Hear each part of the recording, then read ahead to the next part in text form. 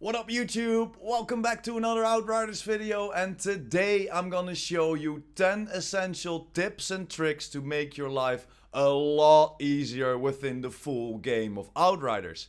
If you like my content about Outriders, make sure to hit that subscribe button and hit that notification bell to get notified whenever I put out new content for Outriders.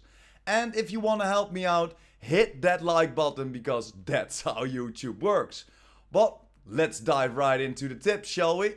You ready? Let's go!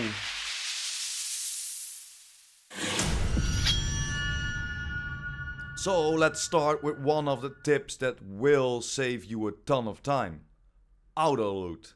Yes, the game has an auto loot system, so you don't have to run around the whole map picking up your gear, iron or even keys. Press H on PC or down on your D-pad for console to pick everything up within that mission. You can even select the rarity of items that you want to pick up. And this can be found within your options menu under Auto Loot Minimum Rarity.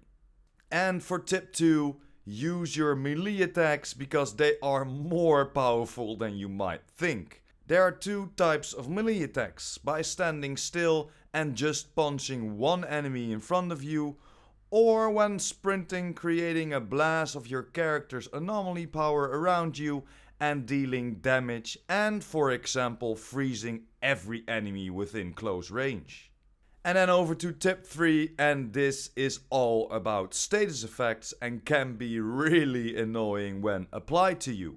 When on fire, just stop, drop and roll to remove the effect on you. When encountering enemies that apply toxic to you, the only way to encounter and or cancel it is to use your healing capabilities. This will cancel any of the toxic damage that you might take.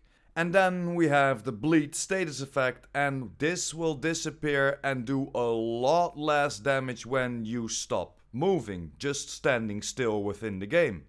So make sure to jump into cover for a few seconds before moving again, and this will make sure that you won't take that much damage. And then of course we have freeze. But to be honest with you, I didn't find anything to counter this, and in my opinion is one of the most annoying status effect to encounter. So when you do know, please hit me up in the comments down below. I would love to know how to encounter freeze. The next tip is to make sure that all your gear and weapons are up to par with your enemies, especially your secondary weapon and sidearm. Like most of the people, I'm only using one gun and just equip the other two just because. But it matters, as your extra bonuses scale off your average item level. As you can see, our max health and anomaly powers are receiving a bonus matching the average level item. So while you might not use your secondary or your sidearm, it definitely helps you out when upgrading or equipping a higher level gun. Over to our 5th tip of the day, and this might sound a bit strange, but dead enemies can body block your bullets. Yes, even dead enemies can eat up, or better put, block your bullets. So when you notice a bigger enemy is still laying on the ground while you already took it out, stop shooting and walk around it, or set a few steps to the right or left to not waste your bullets on an already dead enemy. Then over to the mods, and mods are essential within Outriders as that can make your life a lot easier by switching just the one mod. Let's take Damage Absorber for example. This mod will extend your life quite a lot as it gives you a lot of extra armor and therefore will extend your life. And one of the must-have mods for any build or any character within the game. Mods can only be collected by deconstructing gear and or weapons and will automatically be added to your mod library. If you're not sure about the mod being in your library, you can easily check it by hovering over the piece of gear or weapon you want to deconstruct. When seeing this sign behind the mod, you know you will already have this mod within your library and you can sell or deconstruct it for shards. And that brings us to our next and 7th tip of today. Shards are being used to raise your attributes on your gear and or weapons. When hovering over the shards in your resources, a smaller menu pops up showing you how many shards and what kind of shards you have. Whenever you see the shard sign behind one of your stats on gear or weapons, you know that stat will be received when deconstructing the item. This will always be just the one attribute. Or of course when you buffed up the other attributes yourself, you will receive all the attributes that were buffed as well. But picking it up from the ground only gives you one of the 3 attributes when deconstructing. And that brings us to the next very important tip, and I know many of you are making this mistake. When upgrading your gear or weapon, the stats on that item will get randomized and you could lose the hard-earned shards.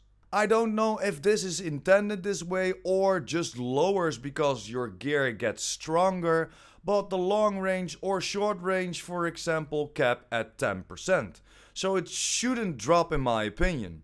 Therefore make sure not to stack everything in the lower gear or weapon when you want to upgrade that item. When deconstructing the item that you buffed up, you will receive everything that you stacked into that item.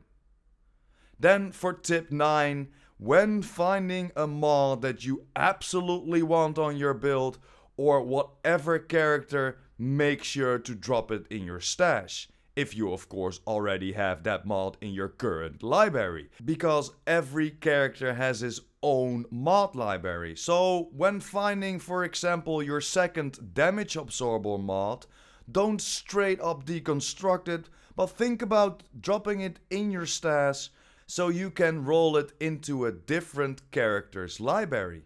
When starting from scratch, you still have a few months to start off your build, without farming for a few hours if you're unlucky to find the mod again. And then for the 10th and last tip, don't sleep on rare items. These items can give you the stats that you want and give you the opportunity to choose an extra mod when upgrading it to epic. And it's way cheaper to upgrade than a purple epic item. I made a standalone video about that, getting more into detail why you do not want to sleep on the blue rare items within the game.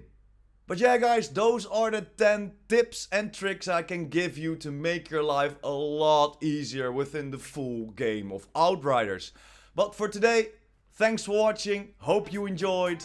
Don't forget to smash that like button and hit that subscribers button. And of course the notification bell. PurePrime out!